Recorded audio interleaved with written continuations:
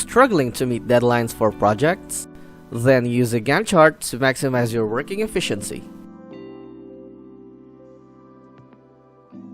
Hi, welcome to the Gantt chart tutorial using Gitmind. From the home page, click the Get Started button and click the new Flowchart button from the new screen that will appear. You will be then redirected to the editing panel where you can use various options to create your Gantt chart.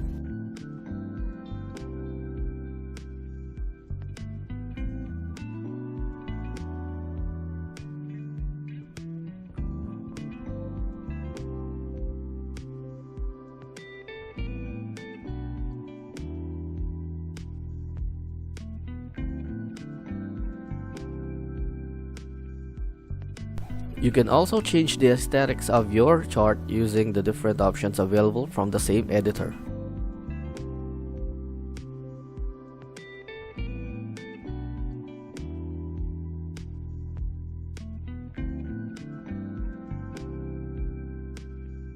Once done editing, you can export the chart into various image formats. You can also save the chart on your cloud by clicking the Save button. Alternatively, you can click the Share button and copy the link to share it to your friends.